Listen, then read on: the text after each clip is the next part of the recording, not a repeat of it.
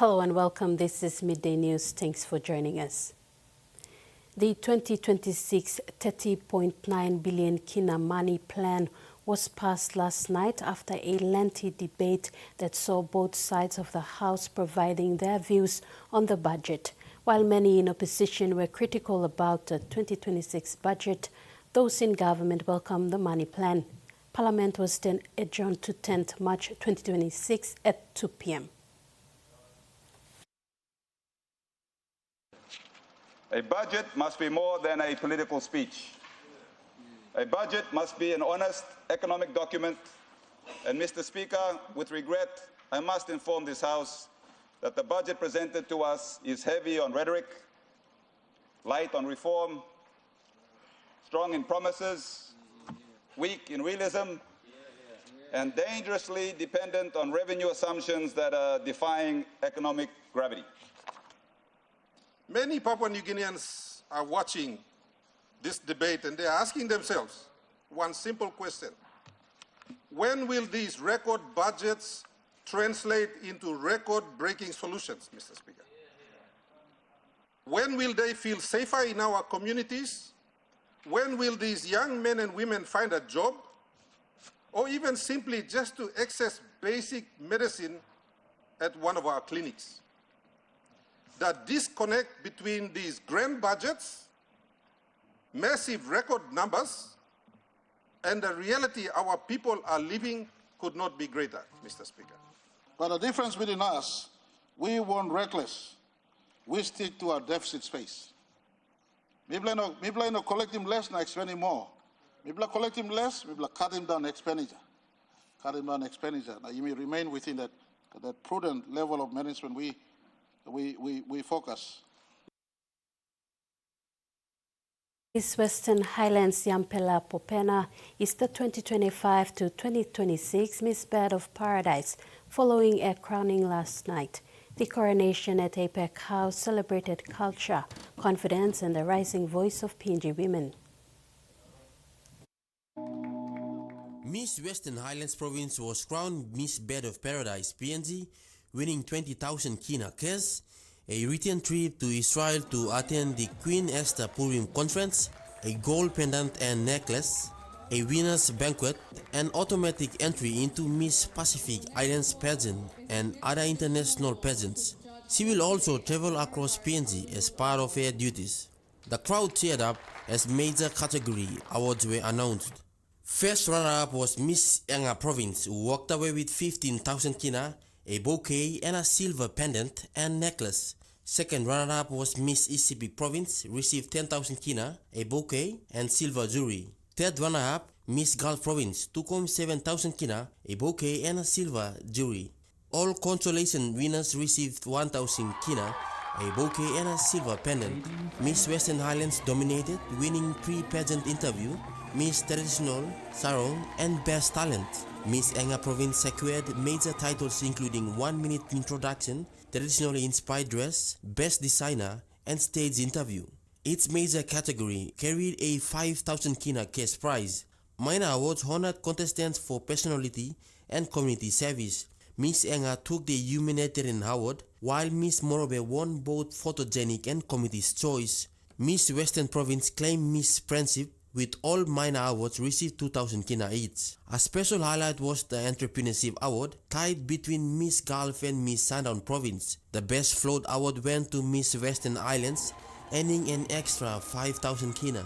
Last night's event showcased not only beauty but the strength, culture, and leadership of young women in PNG, each one stepping forward as a proud ambassador for her people. Michael Tamtipais, TVWAN News. Papua New Guinea and Australia have marked the commencement of the construction of a new 200% training accommodation facility at the Papua New Guinea Defence Forces Goldie River Training Depot in Port Moresby. This is one of several deliverables under the new Pukpuk Treaty. Australian Deputy Prime Minister and Minister for Defence Richard Marles, alongside the Minister for Defence Dr. Billy Joseph, conducted a groundbreaking ceremony on Tuesday. The facility will support the PNGDF's goal of growing the force by increasing the accommodation capacity at Goldie River Training Depot, allowing more recruit and qualifying courses to be conducted by the PNGDF. The construction of the new accommodation block was formally announced on 20th October 2025 in the Defence Minister's joint statement. President of the Papua New Guinea Teachers Association, Aita Sanakepe, is calling on the government to reduce salary tax on teachers. Sanakepe said teachers play a vital role in shaping PNG's future generations. Therefore, they deserve to be paid tax-free. If not, the tax must be reduced. Taxes down to people of Papua New Guinea, but especially teachers and nurses, they should relax some tax. You know, teacher walks up the mountain, down the mountain. Like I as a leader, I walk from Sogare to Popondetta. I saw many of my teachers follow with their heavy load. And they teach them, I personally walk through.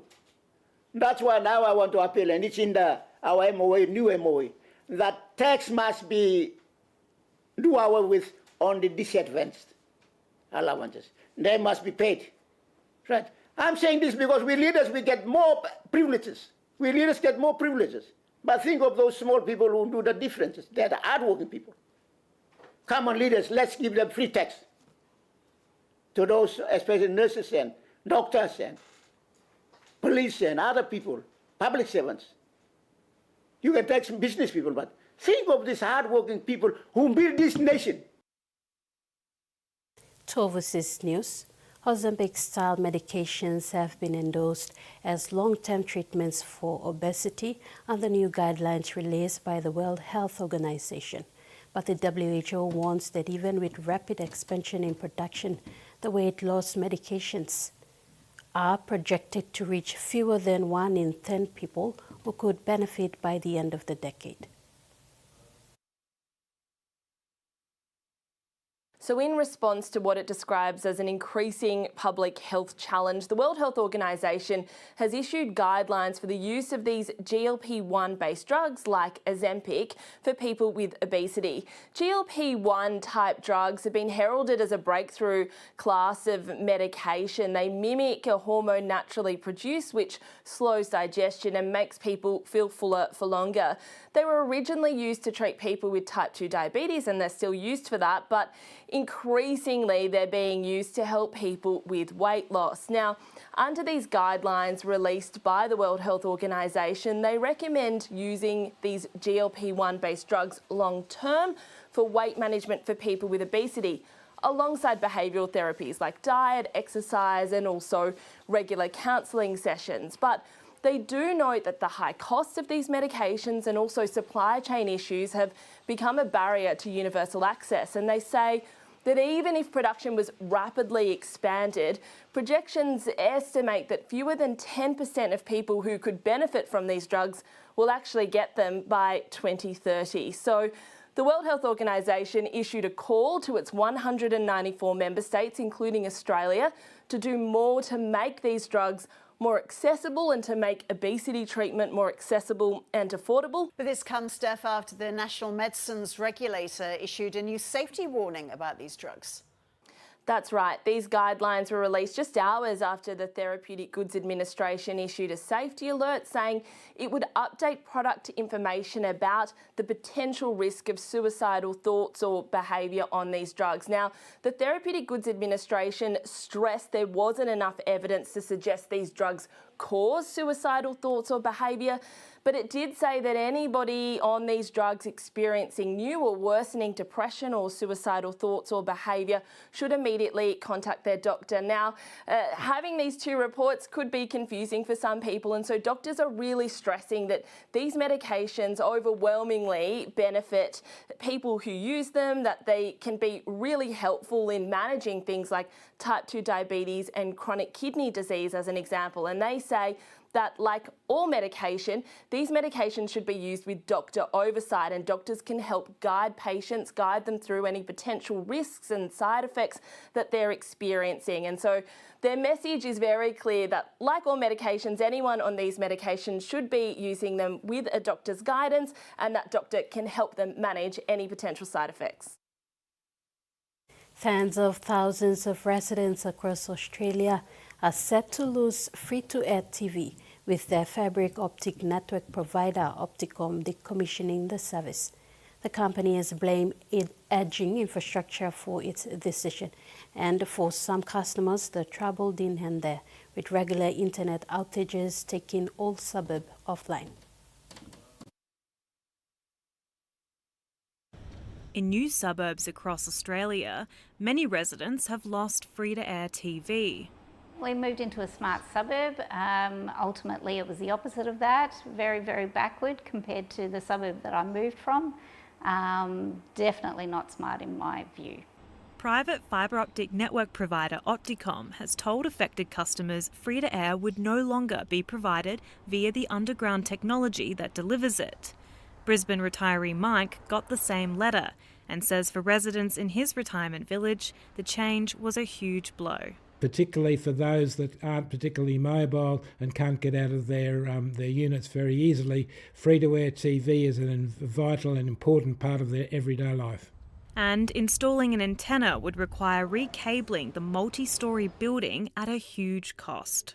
Our general assessment of people we've spoken to would be running to a couple of $100,000.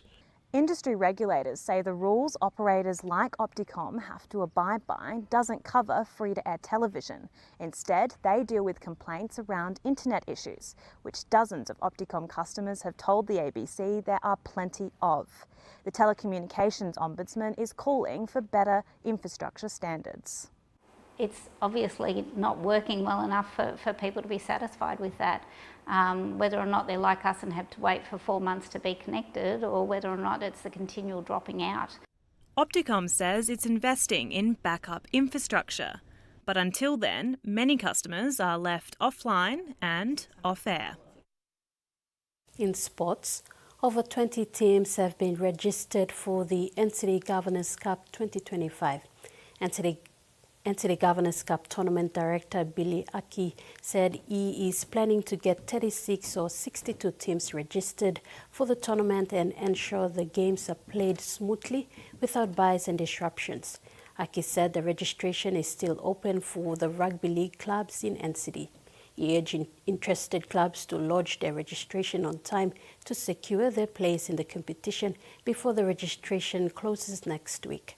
The NCD Governors Cup is expected to run in the coming weeks and conclude in early next year, 2026. Tonga's national team, Mataliki, secured a 4-1 victory over Tahiti in an international friendly held in Rarotonga. This win marks Tonga's second international success of the year, while Tahiti struggles continue as they remain winless since the 2019 Pacific Games. Both teams enter the game low on morale, having recently been eliminated from the FIFA Women's World Cup 2027 qualifying tournament just 3 days prior. This friendly match will boost their confidence in the next OFC qualifier. Tahiti managed to strike first, taking the lead inside the first 9 minutes. Haranui Le Gayak set up Koyai Mai, powered the ball into the net.